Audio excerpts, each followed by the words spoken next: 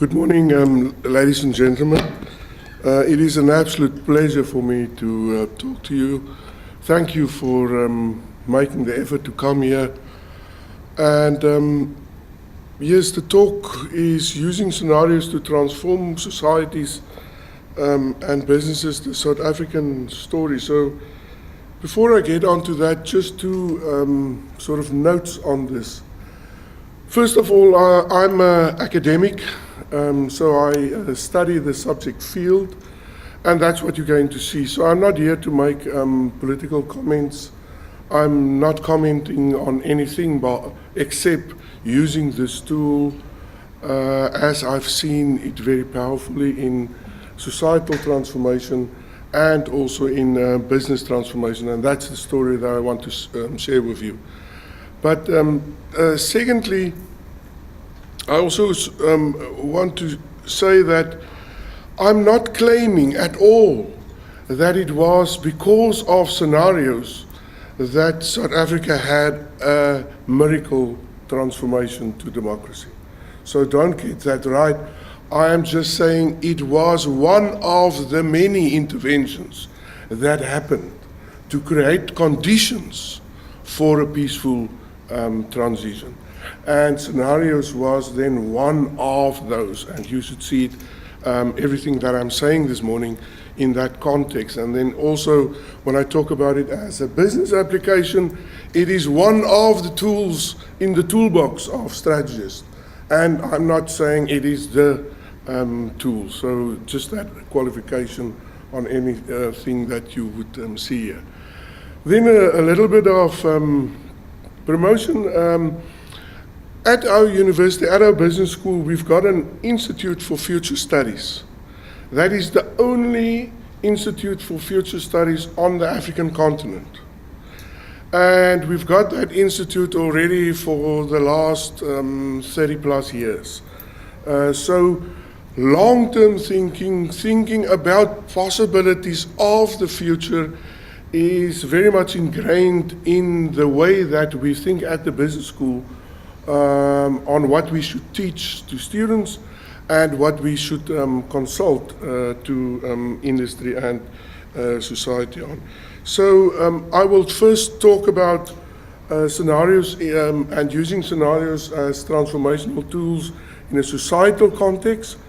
And then secondly, I will quickly show how that is also used in a business context, and then I would go back to the South African scenarios and just make a few concluding remarks through the voices of the people who are developing these scenarios. So with that as background, let's then start with the South African story. So we are all very much aware that 1994 was a miracle year in the history of South Africa. And that we had a peaceful transition from one power group to a next regime with a democratic election process. And I want to show you just a short clip. And of course, the father of the nation speaking at this occasion at the dawn and the beginning of this new country. And then I will take you back and argue a little bit about, so how did this happen? Why did this, what was the role of scenarios in that? So let's listen just to this small clip.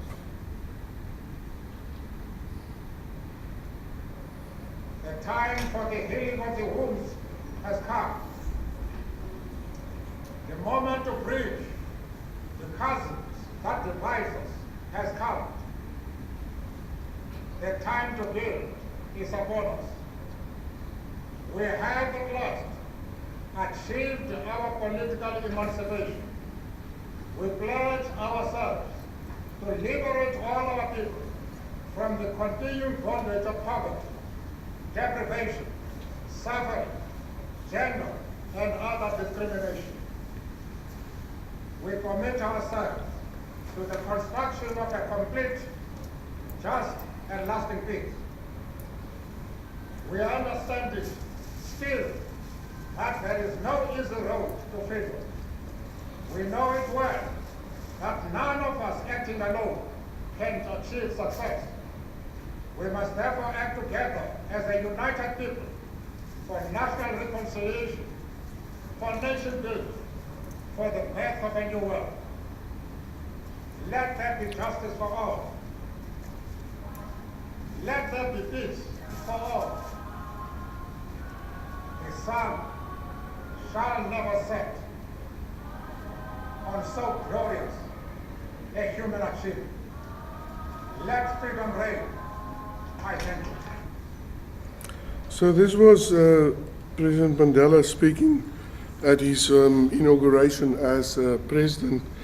And one can then ask the question, how did this peaceful political transformation happen in South Africa? And I will argue that the government, the ANC, the government of that time, the ANC and societal stakeholders, including business, were prepared for a transition to full inclusive democracy.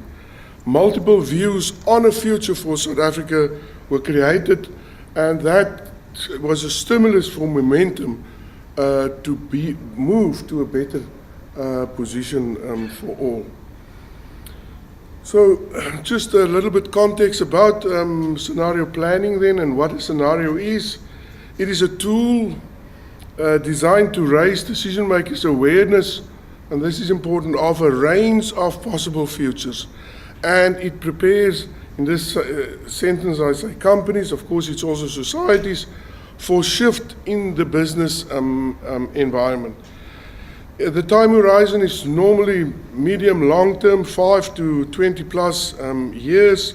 It is qualitative in nature, it is stories, it is words of the future, and it also represents multiple perspectives on futures that await a society or a business.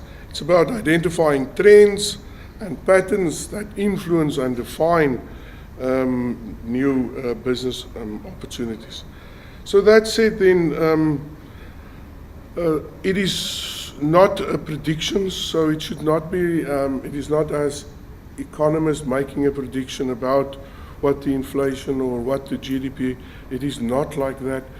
It is more a learning tool to emerge in a future, to understand more about what the futures that can await us. There are sketches and outlines, so it can never be like so precise, and it is multifaceted and holistic. It's in a sense it's a very open tool, so you can mold it also for your application purpose. It helps us to cope with uncertainty of the future. There's always these questions about the future, and it assists us with better decision making, and it's extremely helpful and useful when there are many factors to be considered and the degree of uncertainty about the future is very high. So when those conditions are there, this is an indication that scenarios might be an appropriate tool to use. So let's then look at the three scenarios that was developed pre-1994, and you know, would understand that 1994 was the year of the big transition of the elections. So what happened before those times? And I would look at three scenarios. But first of all, the comment that South Africa seems to be unusual in the widespread use of scenarios for public policy use. I've never seen any other studies where scenarios has been used to an extent to transform societies than it's been used in the South African case study. So there was first the Anglo-American sponsored high road, low road scenarios, and that was around about 1986 to 1988. So 87 as sort of the midpoint of that development with the name of the world, and South Africa in the 90s. So it was clearly forward looking plus beyond the 80s. That was followed up by the Netcore Old Mutual project in 1991-92, with the title South Africa Prospects for a Successful Transition. And then thirdly, in the same sort of period, 1991-92, there was the so-called Montvlier scenarios, which was independently funded, but it was well known that the Montvlier scenarios was for the benefit of the economic desk of the ANC of that time.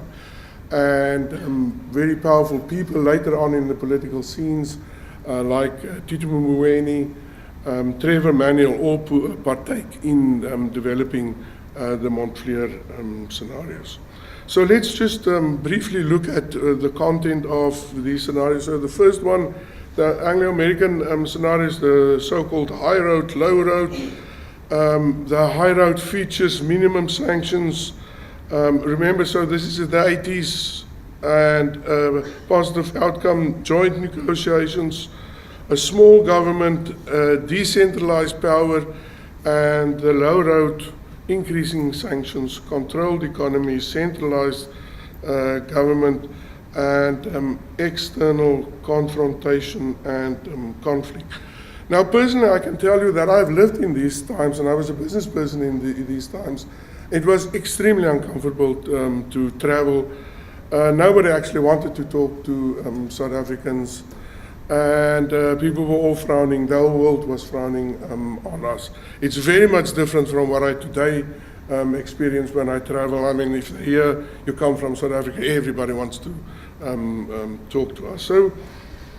So this scenario then was introduced to the business community, and you see there 230 audiences, between 25 and 30,000 people being exposed to this scenario, and also Clem Santer, who was a big driver and key role player, also made presentations to the ANC on this scenario. And as part of the scenario, it created this sort of new high road vision where to put South Africa first, to negotiate for the future, to make South Africa a winning nation.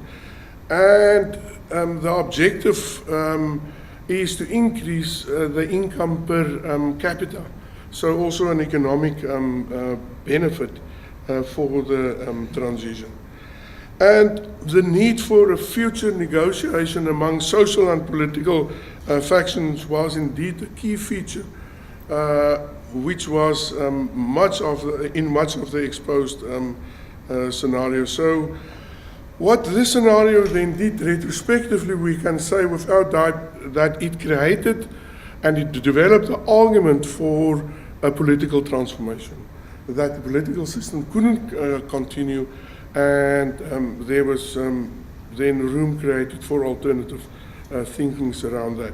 So this was the end of the 80s. So February 1990, the then President de Klerk, announcing in his opening of Parliament speech that he's announcing they are going to free all political prisoners, and of course that sets in motion implied negotiation process. So this high road, low road scenarios had an immediate effect that it put pressure on the government to do something about releasing the tension on the political terrain. But also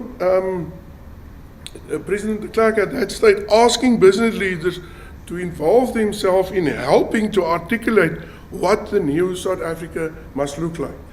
And that then created the following wave of the net core Old Mutual scenarios, against presentations to more than 45,000 people, mainly business people.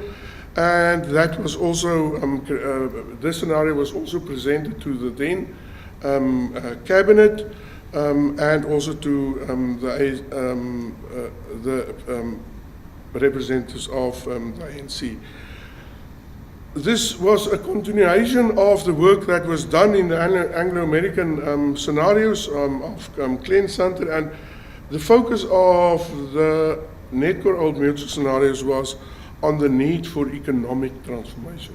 So the scenarios then talk to economic change, and this was the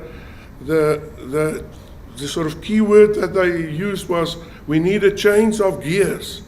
And what did that mean? The change of gear scenarios were about outwardly orientated manufacturing, investment in black communities, and investment in new social packs. And that then, the change of gear scenario would then increase the income per capita, in other words, economic prosperity for more people in the society. Very complex scenario descriptions.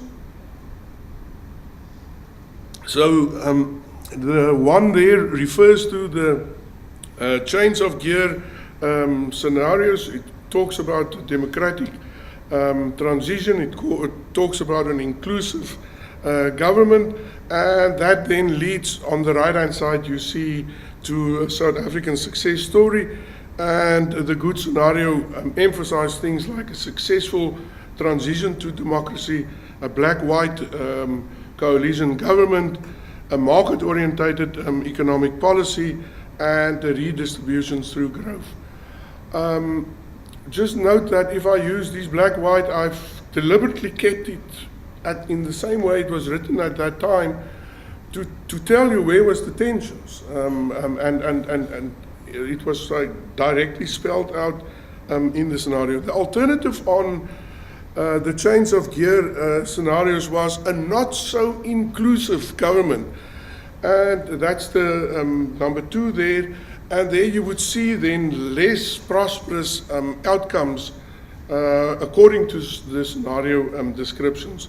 And then the third scenario, where the change of gear was not implemented, and in fact it was ignored, which then would lead to just a perpetuation of the current situation, and it would be a siege scenario, an authoritarian scenario, and a populist scenario, in all ways a not prosperous outcome. So in conclusion then, on the Netcore Old Mutual scenarios, the main message was, what we need is the realization on the part of all South Africans that we share a common destiny, that there will be no prosperity or optimistic scenario for one group independent of others. No high growth economy can be built on a sea of poverty, lawlessness, homelessness, violence, and illiteracy, any more than it can be built on a flight of skills and capital. What is needed is a vision of something different, something better, something worthwhile. And clearly here you see the economic undertone that the scenario is emphasizing. So, summary then, the high road, low road, political transformation need emphasized, Netcore Old Mutual scenarios, economic transformation, and then thirdly, the Montfleur scenarios, which emphasize the need for a smooth transition and political transition. And you would remember that it is in the same time frame, 1991, as the Old Mutual scenario. So this, the logic of this scenario talked to the following, that yes, there was current negotiations.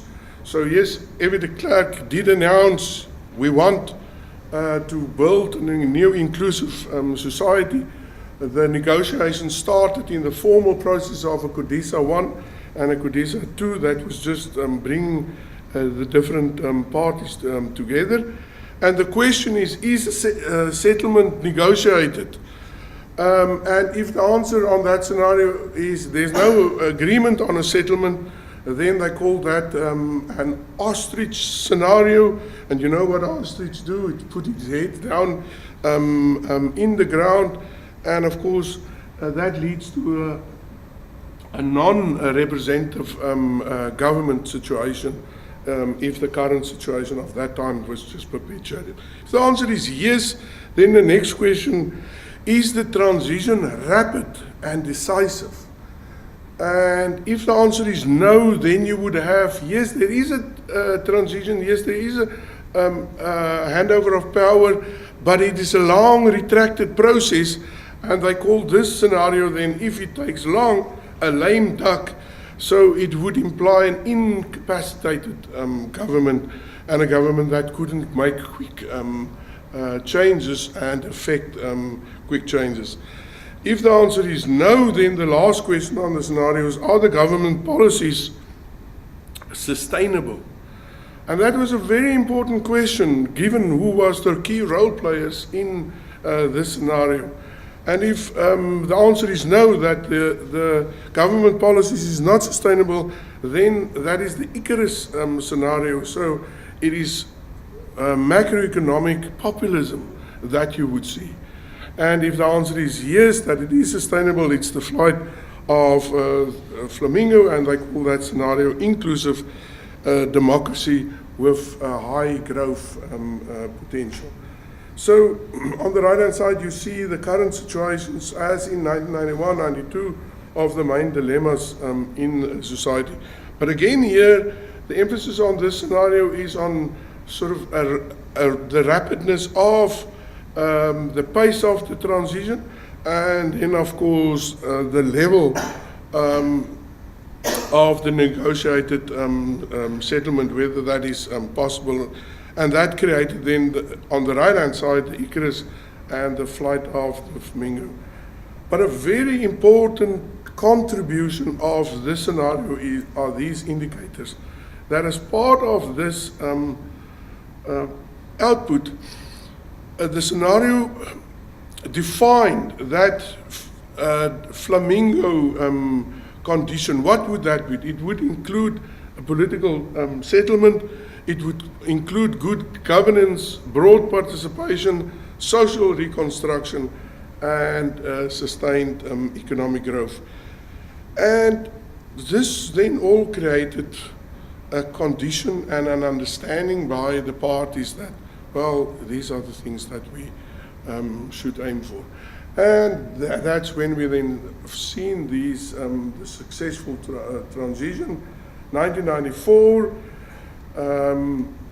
the creation of a new democratic state, but then also another very important milestone in the history of South Africa, 1996, the creation of the Constitution, the acceptance of the Constitution, and this is then, so it's a democratic state, but the rule of law is the ultimate governance structure, with very clear intents on heal the divisions of the past, lay the foundations for a democratic and open society, improve the quality of life of all citizens, and build and unite South Africa in a family of nations. So this was again a very important feature, and today, whenever we want to sort of evaluate how things are going, we're going back to the Constitution and say, well, what was the intent with the Constitution? So the Constitution on a principle level is then again a manifestation of those high road, those positive outcome scenarios pre-1994. But South Africa has been then ongoing on this road of involving society in creating new scenarios, and this Dinokeng scenario is an example of a post-apartheid scenario process. So this was released in 2009. Now this is like 15 years into democracy, and the question is, so where are we now as a nation, and how close are we to the ideals that were set in the Constitution and in the pre-scenarios? All of the scenario processes always include the diagnostics on where you are currently, so education, health, safety, unemployment, nationhood, all being identified as key dilemmas that needs to be addressed further in the South African context. So the purpose of these scenarios was to develop a common language, to create a view on where we are and where we want to be. 35 diverse leaders from society, from business, and from the government, and from NGOs participated in creating these scenarios. And yes, it was, when it was released, supported by a media campaign, and it was well communicated to society. And at the Stellenbosch Business School, we were one of the launch partners for these scenarios. It was convened by 6 conveners, again reflecting the diversity of the South Africa we now know. And the scenarios that was created was based on 2 axes: the capacity of the state to deliver, and the capacity, is it ineffective or is it effective, and how engaged are the citizenry. Are the citizenry engaged or are they disengaged? Just to make that a little bit bigger. So 3 possible futures for South Africa being developed in 2009 as a view to 2030. And the one scenario is a walking apart scenario, where there's an ineffective state with a disengaged citizenry, and yes, you actually have more isolation than ever before. A walking behind scenario where the state is very effective, but the citizenry is not included, and it is state-led transformation. And then the walking together scenario that indicates full participation by society and led by an effective state. The 35 participants indicated that in 2009, that's the position of South Africa. So clearly not the position that we wanted, and clearly a movement options that, yes, you can go in any of those directions. Again, this scenario is still very much alive, and this scenario was then also used as an input to the National Development Plan, which is the government's long-term plan for South Africa's inclusive development. And as scenarios then goes, it sort of spells out the different phases, and this is just illustrative. So the walking together scenario, bleak years, citizens demands more, a social pact, and a phase of nation building. So scenarios do sort of, they are sketches of futures that awaits us. So the message from the walking together scenario is we can address our critical economic and social challenges only if civil society, business, labor, and state engage in a cooperative way. Together we need to increase the accountability, build the capacity of the state, deliver core public services, and develop a common identity and nationhood. We can succeed if and only if citizens and leaders from all sectors rise above the narrow self-interest and contribute purposefully to building our nation. Now, clearly you see the aspirational intents in those words, and that's what makes scenarios so powerful. Ongoing, Clem Sumter, which I indicated to you, he was part of the Anglo-American scenarios. He is today the most well-known scenario strategist in South Africa. He's got a website, Mind of a Fox. You can go and visit that. And he's working on these axes of internal conflict, internal harmony, and then of competitiveness, positive, and competitive, negative. And I'm going to end off talking a little bit about, at the moment he's saying we are in the relegation zone. And yes, of course, we know that if there is a further downgrade by the rating agencies of South Africa, we will definitely move to a second division. Then more later, 2014, this book coming out, our next 10 years, so this is till 2024, with again accesses of increased close patronage driven political system versus a free and open political system on the one hand, and the other axis is serious economic reform and processes, a limited economic reform. And again, the scenario developers indicating that this is where we are at the moment, and clearly that is the road to go for. So I'm just showing this and to illustrate that in the South African context, there are ongoing developments of using scenarios to stimulate thinking about how can we achieve that position, and of course what other end states can await us if we continue on our path. So again, this scenario emphasized the need for renewed collaboration between government, business and labor, economic growth stimulus, employment stimulation, attraction of capital as investment in South Africa, labor stability and policy certainty, nation building and social cohesion as a continued priority, and then the National Development Plan of South Africa as the broad long-term plan for the country. Just on the National Development Plan, so it is being accepted as government policy in 2012. It is now fully programmed into the budgets of all the departments. It started off with 9 focus areas. It now has been programmed into 14 outcome areas, which directly relates to the chapters in the development plan, but it also now is building and connecting the different departments, taking responsibility for creating these prosperous outcomes.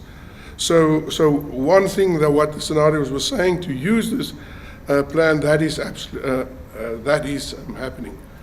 Just a short input on learning from the future, strategic insights through scenario developments. What I've talked about thus far, I've sort of showed you more or less just the outcomes, but just to emphasize that it is a process-driven activity. It starts off with an analysis phase, and then there's a synthesis phase where you sort of identify the key drivers that will influence the future, and then there is the building of these different possible futures that awaits us. I'm going to talk through 2 examples. The one is the case of ABSA. Johannes indicated that I've worked there as a strategist, and the seeds for an international partner of reference for ABSA and a bigger role for ABSA in the rest of Africa was sowed in the scenarios done in 2000 and in 2002 as part of strategy development processes on possible futures for ABSA.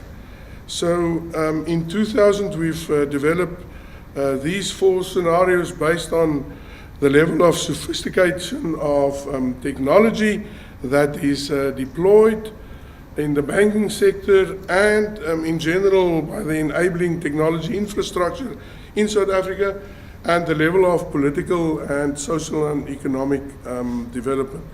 Given us 4 options, with the African Renaissance clearly as the preferred best option, and with descriptions associated with each of that. And that African Renaissance description created the aspiration in the executives of ABSA to go wider than just South Africa.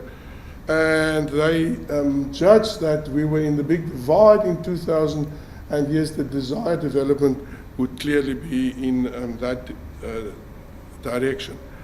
In 2002, we had a big change in the board members of ABSA, and it was also more representative of the population of South Africa. And because of that change, we felt that it would be appropriate to redo the scenario process and include the voices of the people then on the board. And the result was positive and a comprehensive embracement of broad-based economic empowerment. That's the BEE, and the FS is the Financial Sector Charter, which is a charter for transformation in the financial sector. And on the other hand, so the one is the embracement, the other one is the non-compliance with that. And the other axis is the disintermediation and foreign competition, so they just come in and put the local banks out of their position, or to control your destiny. And again, here the Lion of Africa scenario was the preferred scenario. And just what I want to sort of emphasize is that the scenario then positioned ABSA as a player in that area, but it sort of such presence and gravitas make ABSA attractive as an alliance partner for local retailers and for foreign banks. And the above scenarios then stimulated the repositioning of ABSA in the financial sector and on the African continent, and subsequently Barclays bought a 53% stake in ABSA, which in 2005 was the largest single investment into the South African economy. Another example is more a state application. So in South Africa, we've got sectorial education institutes, the so-called CETAs, and this was for the banking CETA, working with them where all the banks have representation on, developing a scenario on possibilities of the future. Again, a detailed description on each of those futures, then evaluating where the past position was, what's the current position, and what potential futures can play out. And still today, the bank CETA is one of the most progressive CETAs of all the industry-based CETAs. So in conclusion, on using scenarios to build insights about the future. First of all, let me just make the statement that the future that we get is the future that we now create. So every day we are creating a future. And decisions of today is molding what future we will meet in the future. So sometimes people get this, but this is like so long, and it's so, it isn't like that. It is also bringing the future forward to now. And this is what scenarios help you to do. So going back to Clem Santer's scenario, which you can get on that website, where he's now clearly indicating, well, competitiveness positive, competitiveness negative, and internal, external harmony or conflict, stating that we are here. Yes, we've always been, since 1994, in a Premier League, punching above our weight, being included in BRICS, not because of our size, but because of our importance on the African continent, and giving the African continent also a voice in that permutation. But also, if you think about other G18 or smaller world bodies, that's where South Africa is. Now, at the moment, Clem Santer is giving the possibility on the future. There's a 25% state that South Africa can relegate into a failed state, or can be relegated into second division state. A 50% that we would stay up in the Premier League, well, and in some instances have a relegation, but always sort of staying up here. Now, the question then is, what would be indicators for us that we would stay there? That's what makes scenarios so powerful. And Clem Santer is indicating 3 indicators that would tell us, well, there's sort of movement to that. The first one is inclusive leadership. That you cannot stay in the Premier League if there isn't an inclusive leadership, and that the divisions in the current tripartite arrangement, that must be solved. And the distrust between government and business must be solved. And a constructive engagement should be the way forward for South Africa to stay in the Premier League of Nations. It needs leadership that brings the country together as a coherent team. So if we see that, we know we are on our way, we will stay in the Premier League. The replication of pockets of excellence. So Clem Santer is clearly saying that there are many good things in South Africa. There are many good state departments. There are world-class private organizations in South Africa. There are world-class NGOs.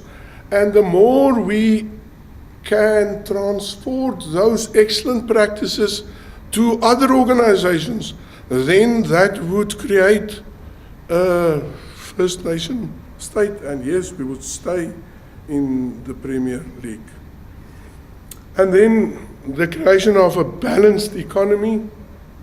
President Mbeki has used the words many times of a dual economy, that the integration of the formal economy and the informal economy and leveraging the strength of both.